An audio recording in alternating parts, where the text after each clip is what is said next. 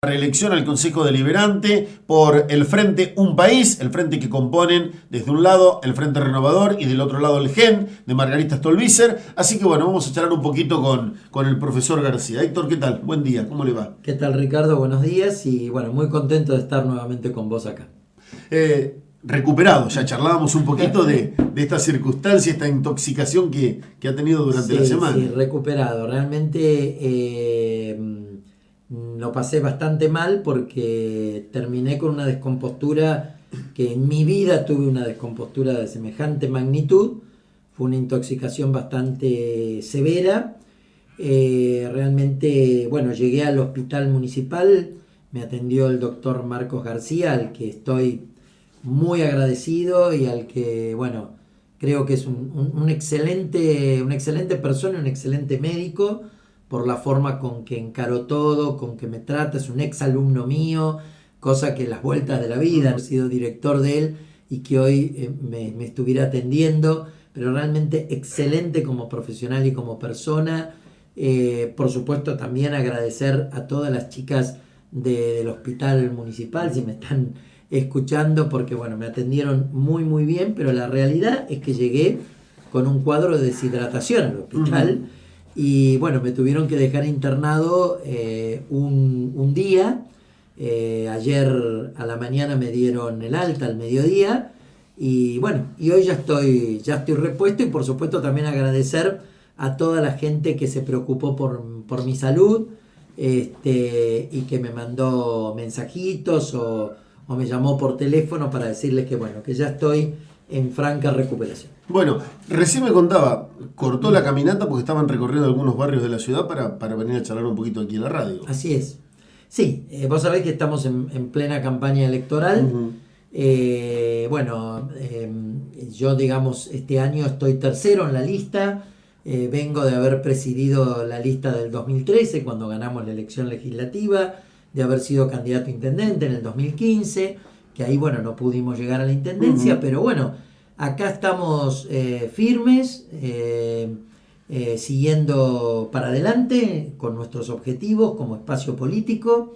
Yo estoy muy contento que este año presida la lista Sebastián Hernández, que es una persona que ha crecido muchísimo en lo político, pero también ha crecido muchísimo en lo personal.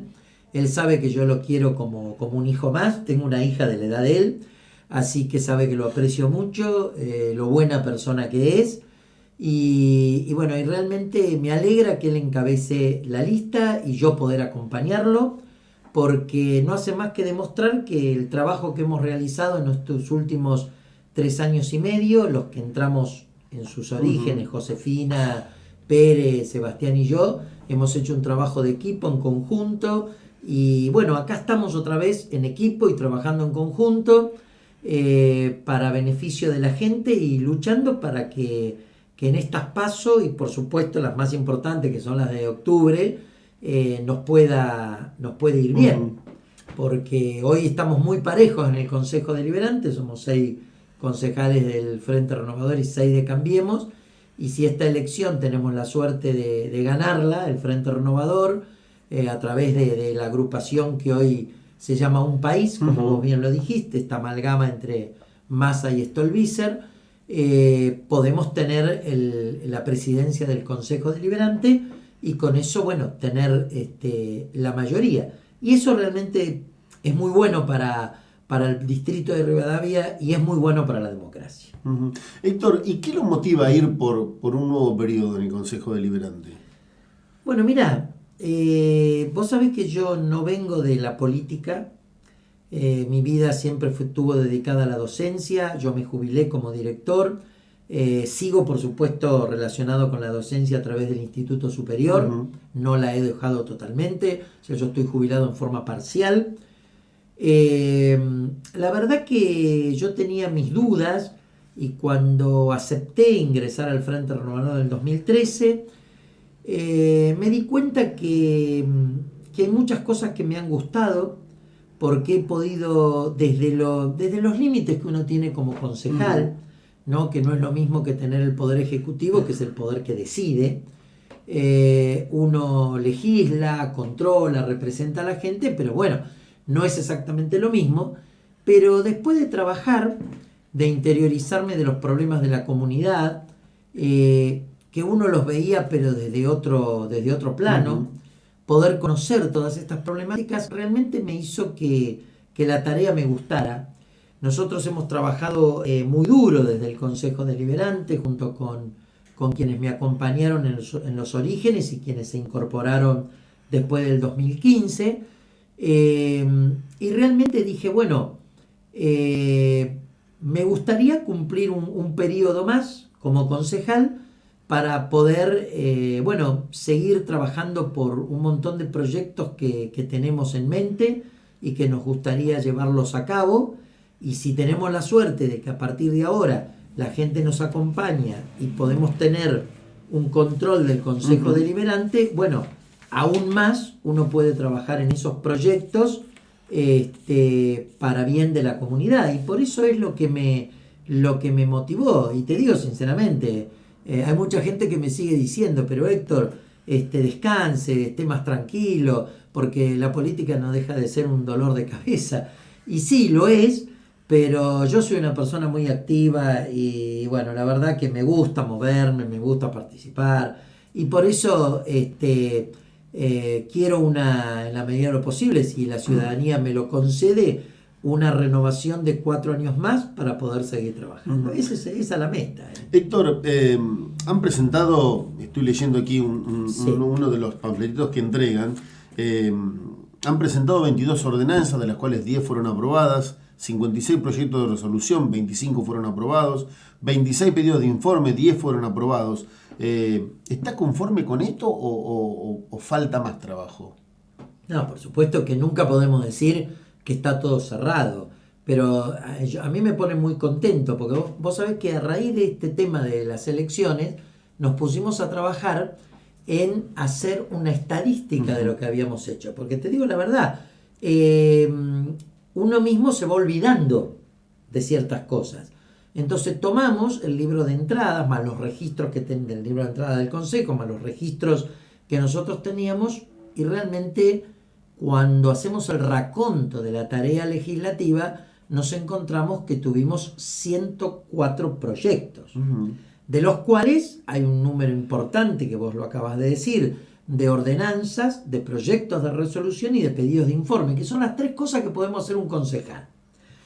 Para que la gente sepa, el pedido de informe es cuando nosotros le pedimos al Ejecutivo que nos informe sobre el funcionamiento de tal o cual área del poder municipal y que puede estar afectando a los vecinos o no. El proyecto de resolución es cuando le solicitamos tanto al gobierno nacional, provincial o municipal que haga tal cosa, porque es un reclamo de los vecinos. Y el proyecto de ordenanza ya directamente es, digamos, la parte más importante, porque tiene que ver con un proyecto que si se aprueba ya es una orden para que el Ejecutivo, en este caso el Intendente, la cumpla. Entonces, hemos trabajado mucho, y realmente nos sentimos muy satisfechos, porque 104 presentaciones en 3 años y medio es un número importante, pero también por el tenor de las cosas que se presentaron ahí, no simplemente por decir, bueno, 104, el otro 102, el otro, no es una carrera de números, sino que contienen todos esos proyectos, ¿no? Eso es lo importante. Héctor, ¿hay diferencia entre aquella campaña del 2013, la del 2015 y esta? Digo, diferencia en el recorrido, en el encuentro con la gente, en el pedido de la gente. Sí, hay diferencias, pero vamos a desglosarlo en 3 partes. Si vos me preguntás en cuanto a caminar la calle, en cuanto a recorrer y ver vecinos, te digo que no hay diferencia entre la del 2013 y la del 2015. Si vos me preguntás en cuanto al ánimo de la gente, bueno, la gente está muy enojada y con razón. La gente tiene un descreimiento muy grande de la política y esto se funda en la cantidad de sarta de mentiras que muchas veces dicen los políticos a nivel nacional.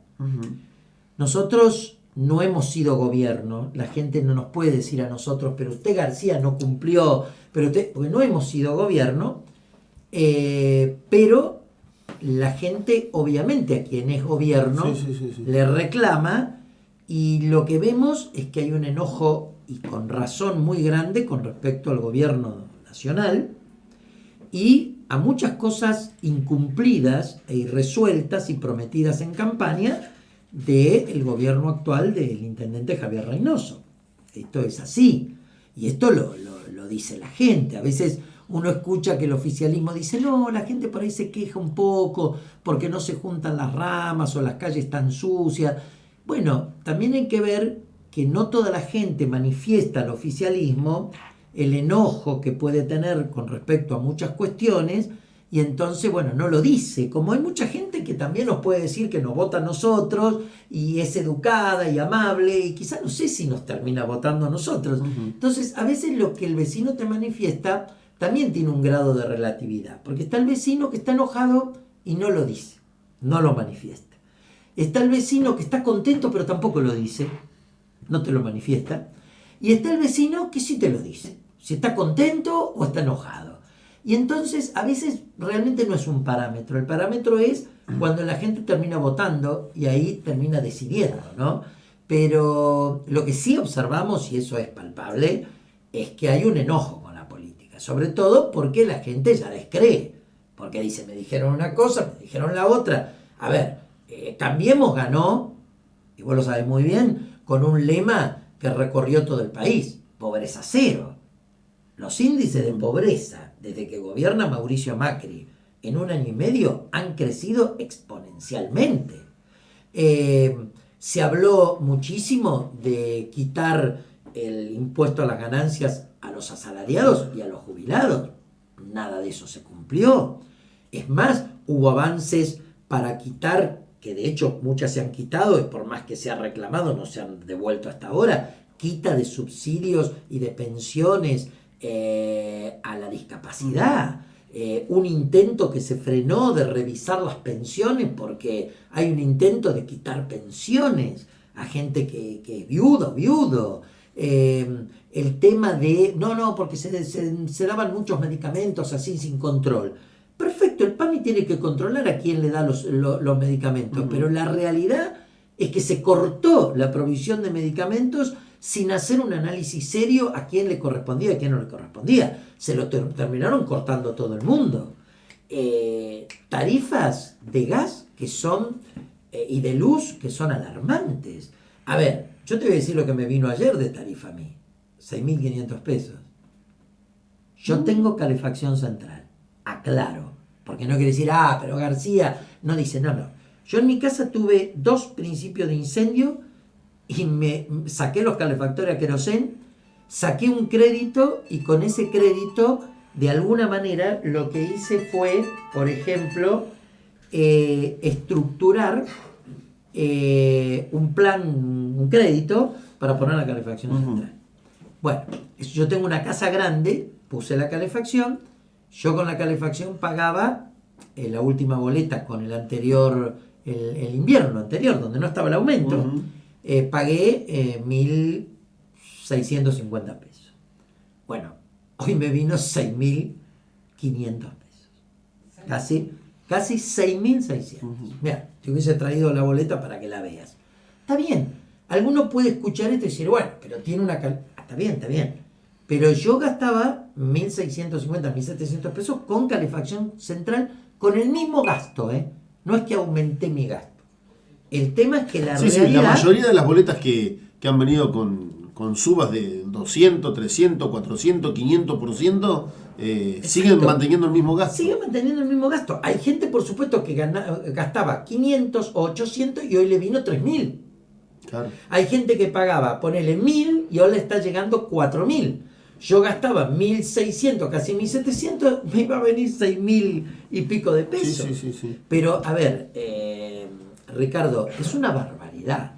Porque, a ver, imagínate esto aplicado al mundo de la producción. No solo el tema de los hogares, que de por sí ya es grave, porque los sueldos y las jubilaciones no aumentaron en proporción al aumento de las tarifas, Sabemos que hay una inflación que el gobierno no puede controlar, como no se está pudiendo controlar el alza del dólar. Y vos sabés que el alza del dólar termina repercutiendo en los precios. Vivimos en Argentina y sabemos que sí o sí nuestra economía vive dolarizada. Entonces, va a haber aumento de precios de vuelta.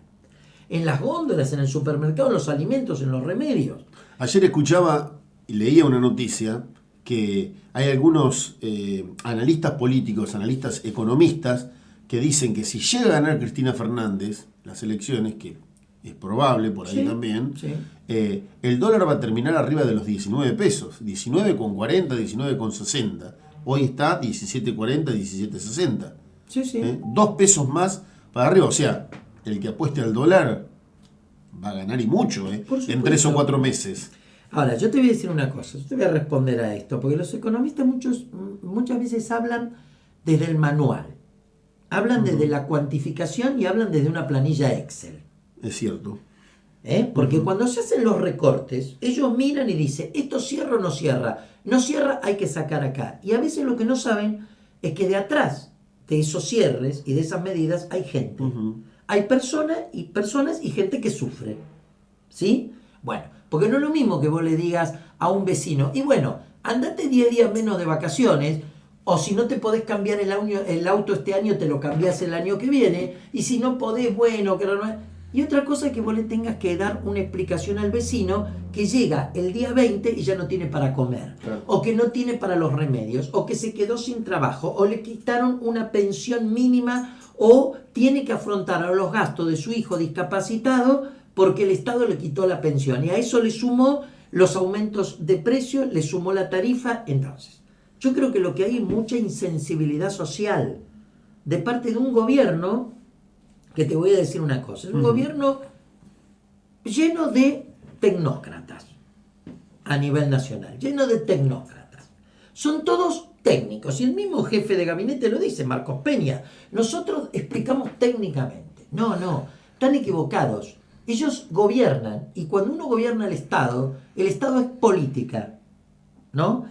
Y no la política de dar y de repartir y de gastar sin control. No, yo no estoy de acuerdo con eso tampoco.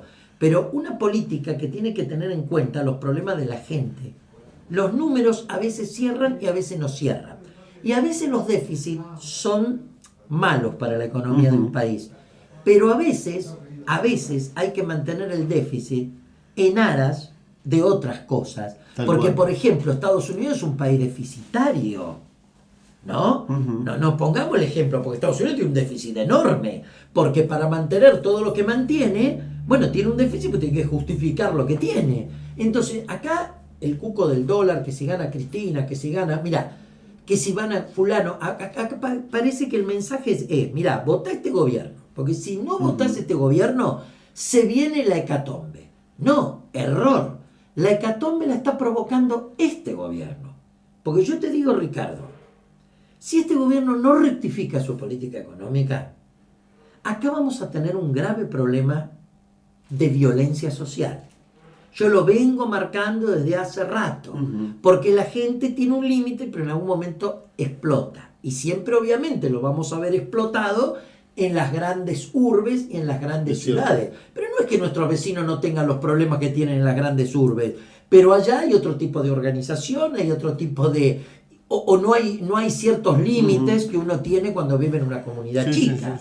Pero a ver, si el gobierno no recibe un mensaje en estas legislativas, ¿cuál sería el mensaje? Gane quien gane, ¿el gobierno pierde? Bueno, es un mensaje de la sociedad para que le diga basta. Si la gente no lo entiende y toma esta elección como que bueno, ¿qué me importa? Agótate a ti, voto a cualquiera. Bueno, y se deja llenar la cabeza por los medios nacionales, que le hacen el cuento de que si la Argentina no queda en manos de Macri, terminamos como Venezuela. Error. Venezuela no es la Argentina. Ayer leía una columna y publicamos una columna que había escrito referido a esto, ¿no? Este supuesto paralelo que podría ser entre la Argentina y Venezuela, que escribió usted, y realmente me gustaría que me explique un poquito sobre eso. Bueno, mira, yo te digo, esto está montado políticamente. Y te voy a decir por qué. ¿A vos no te llama la atención que los grandes medios, el Grupo Clarín y otros medios más, que están decididamente con el gobierno y lo respaldan, pero abiertamente, con los graves problemas que tenemos en la Argentina en vías de una elección, solo muestren tres cosas? La corrupción del gobierno anterior, que es cierta y que nadie la puede negar, y que yo digo, pero que vayan presos, que actúe la justicia, porque desde el Poder Ejecutivo, desde el Poder Legislativo podemos gritar, ladrar, si querés, en contra de fulano de Mengano, pero que si acá no los condena la justicia y les prueba, no va a pasar nada. Claro, es cierto. Bueno, robaron, que vayan presos. Listo, es muy sencillo, no hay más cuestión. La otra es la delincuencia, la inseguridad, el secuestro de un chico, el otro que los narcotraficantes que tomaron una villa, que se van a... Bueno, y el otro es Venezuela. Y que si hubiésemos seguido con el gobierno anterior, terminamos con Venezuela. Bueno, eso es una mentira. Y yo estoy con un país, no soy kirchnerista, ni apoyo al gobierno kirchnerista, y considero que el gobierno anterior tuvo hechos de corrupción que deben ser resueltos por la justicia. Pero no vengamos con el fantasma de Venezuela, porque la Argentina no es Venezuela. Y así hubiese seguido gobernando un gobierno que tuviera una inclinación similar al de Venezuela, Argentina no termina como Venezuela. ¿Por qué? Porque Argentina tiene una trayectoria histórica diferente. Venezuela vive del petróleo. Nosotros vivimos de nuestras exportaciones agroexportadoras con mercados diferentes. Venezuela tiene otro nivel social y cultural que no tiene la Argentina. Venezuela tiene muy poca clase media desde sus inicios, históricamente, mientras que Argentina, a pesar de que la han vapuleado, a pesar de que la han destruido, es uno de los países de América Latina que más clase media tiene. Y la clase media siempre es moderada en sus decisiones políticas. Las Fuerzas Armadas venezolanas, bolivarianas, como se las llama, son fuerzas armadas totalmente identificadas con la revolución chavista, con Maduro, y que hoy son las que sostienen al régimen. Las Fuerzas Armadas argentinas, pero nada tienen que ver ideológicamente con la revolución bolivariana, y al contrario, tradicionalmente han sido Fuerzas Armadas liberales, que hoy no estarían, pero de ninguna manera, tomando partido por el gobierno que estuviera en la Argentina, como si toman partido en Venezuela, ¿no? O sea, que la realidad es totalmente distinta. Entonces, meternos este cuento o este distractor, porque yo te voy a decir una cosa. Acordate lo que va a pasar. Acordate si yo no voy a tener razón. Cuando se terminen las elecciones, Venezuela deja de estar en los primeros titulares de los diarios. Acordate lo que yo te digo. Porque Venezuela es un distractor. Porque en realidad no se quiere hablar de la grave situación que tenemos en la Argentina. Yo quisiera ser mosquito para ver qué pasa en el conurbano, para ver qué pasa en el Gran Córdoba, en el Gran Rosario, en Bahía Blanca, acá, en los sectores más empobrecidos de nuestra sociedad, en Rivadavia, Trenquelauquen, no Villegas. Cuando vos tenés una familia que está desesperada porque no tiene trabajo, o porque tiene trabajo precario, o porque no le alcanza la plata, o porque no le alcanza la jubilación, porque no le alcanza nada. Esos son los temas que hay que instalar. Ahora, Ricardo, vos sos inteligente, sos periodista y sabés cómo es esto. Indudablemente al gobierno no le conviene que se ventilen estas cuestiones, porque estamos en un proceso eleccionario. Pero por eso los distractores son Venezuela, la delincuencia, que nadie niega que está, la delincuencia y la corrupción.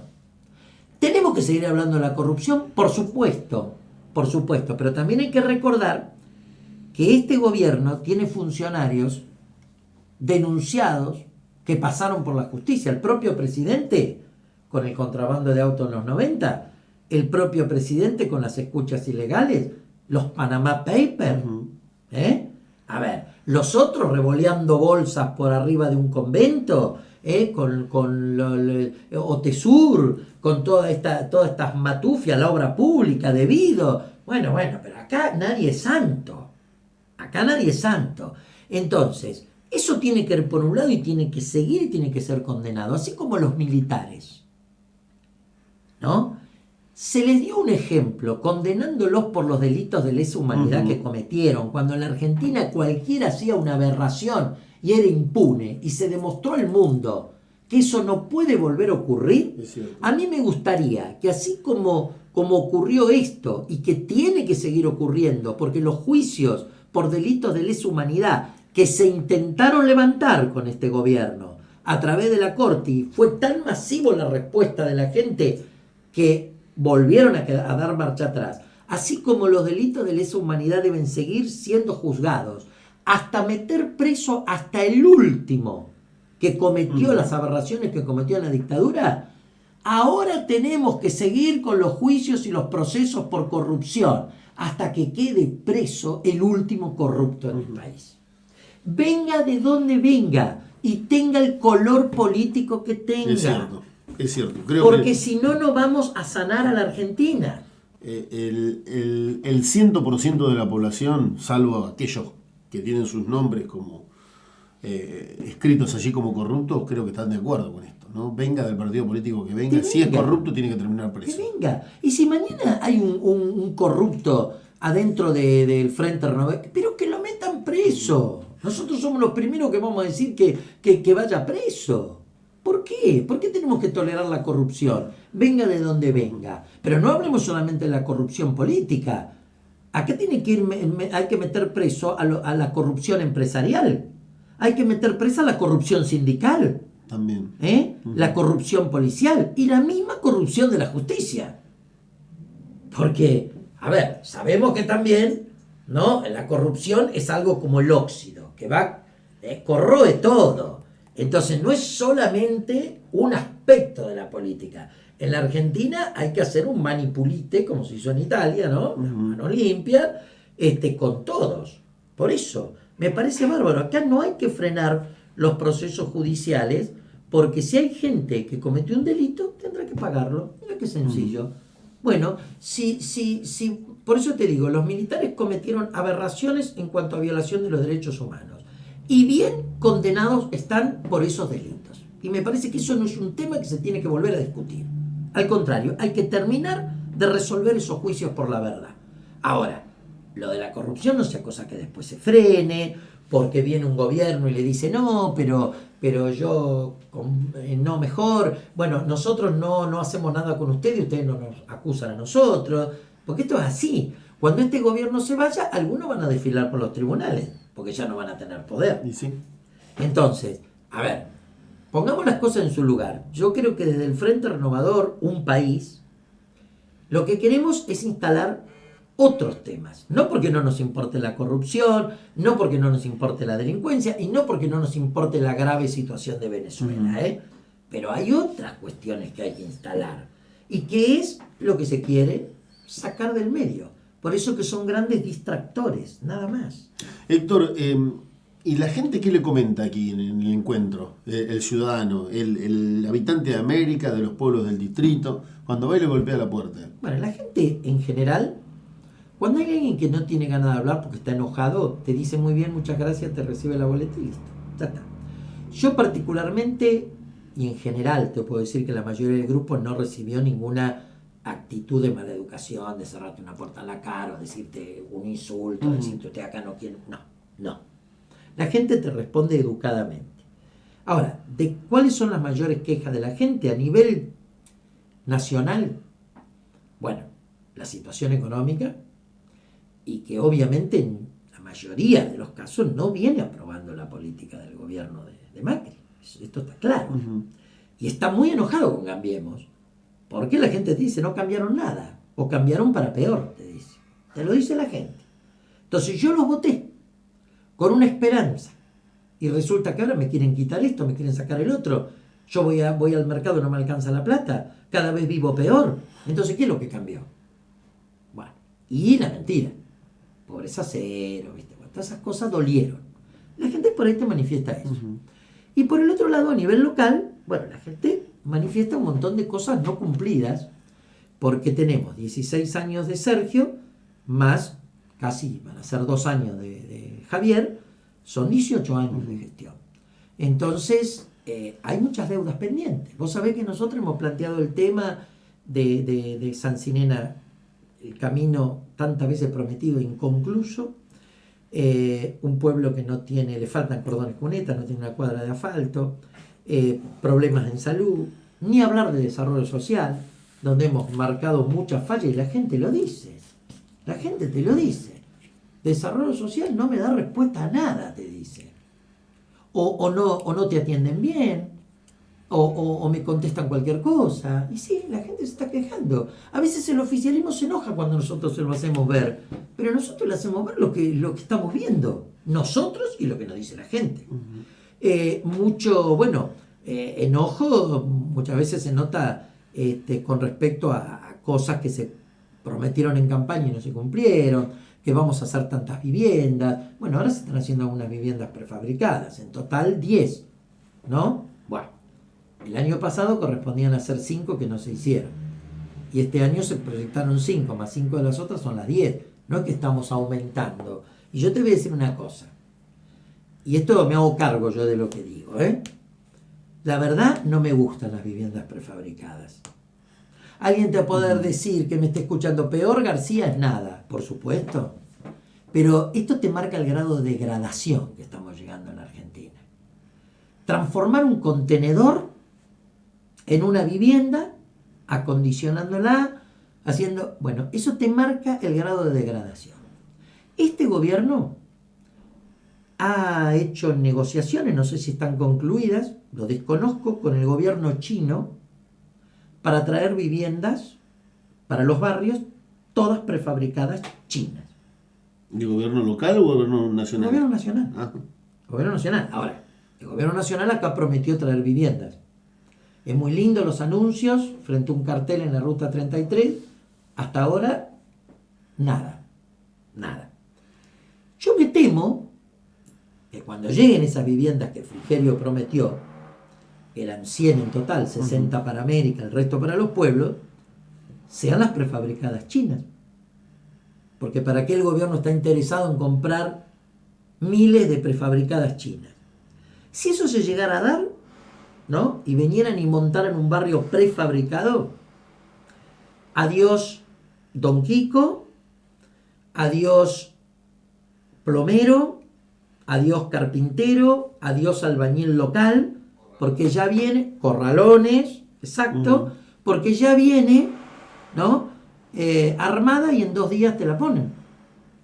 Por supuesto que alguien que está necesitando una vivienda te dice, sí, pero por lo menos primero una vivienda prefabricada es prefabricada. El nombre lo dice. No es lo mismo que una vivienda hecha con otros materiales. Segundo, tiene su precariedad, porque es así. Y por el otro lado, imagínate que si eso se llegara a imponer como método, ¿a dónde está la mano de obra que siempre daba a los pueblos cada vez que venía un proyecto de vivienda del gobierno nacional? Porque te daba un montón de trabajo a nivel local. Bueno, entonces, la verdad que con estas tarifas, como te dije antes, estamos condenando a cerrar los pequeños y medianos comercios. Estamos condenando al cierre a las pymes. Estamos condenando a la producción. Escuchame una cosa, hoy, ¿qué es lo que te conviene a vos si tenés plata? Suponete que nosotros tuviéramos plata los dos.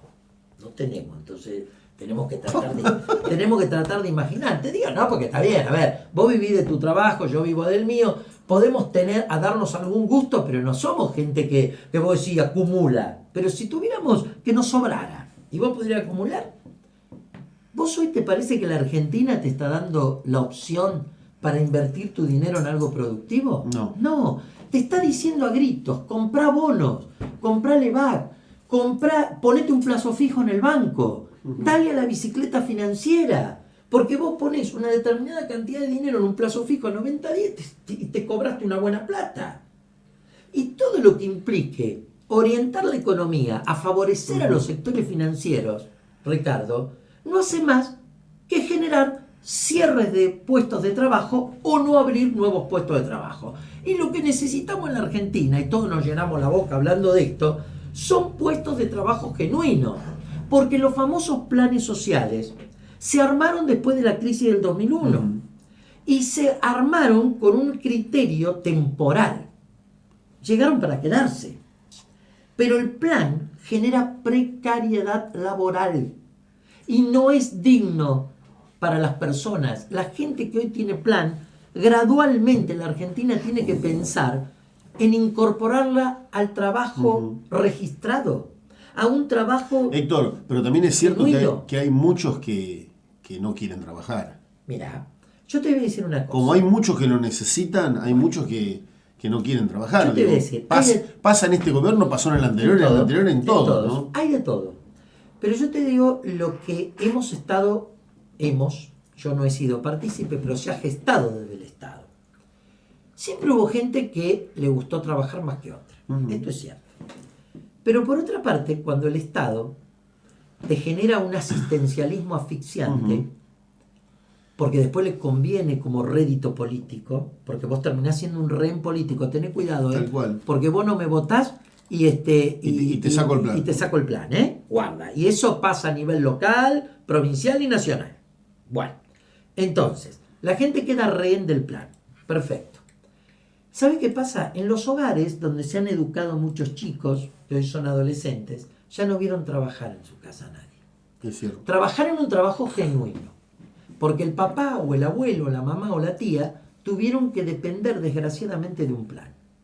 Porque no había otra posibilidad. En gente que ha querido trabajar. Y gente que si le hubiese dado un trabajo te trabajaba de sol a sol. Sin embargo no tuvo la oportunidad.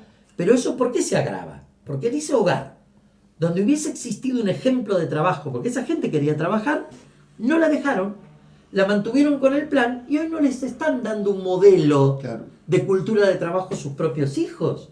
Y ahí no fue voluntad de la gente, ha sido esta aplicación de políticas equivocadas. Esa es la realidad también. Está. Héctor, ¿y todo el fin de semana van a seguir recorriendo la ciudad? Fin de semana, el lunes, el martes, el miércoles, el jueves, hasta que Pero bueno, no queda tanto, queda una semana tan solo. Sí, quedan 9 días en realidad. Porque el sábado no se puede hacer por los medios, difusión ni nada, pero bueno, uno puede, la calle en general, seguro. Todas las agrupaciones la hacemos. Obviamente el límite es el sábado ya a la noche, ¿no? Ya está, ya nos vamos a nuestras casas. ¿Qué opinión tiene usted de las PASO? Te voy a ser crudo. Un gasto inútil, innecesario.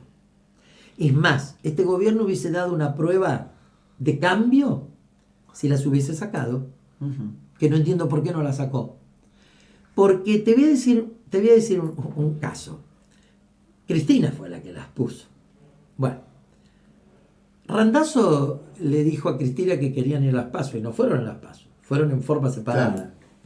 ¿No? Sí, sí. Digamos, muchas veces quienes crearon las PASO no las cumplen.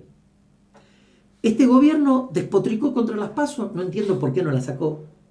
Y si no hubiésemos tomado un fallo mucho más salomónico, más equitativo, ¿a vos te parece que en Rivadavia hace falta gastar plata en elecciones legislativas PASO cuando los 4 grupos políticos que estamos no tienen interna? No tenemos interna y no competimos. O sea, los 4 grupos políticos que vamos a la elección del 13, vamos a ser los 4 grupos políticos que vamos a estar disputando en octubre.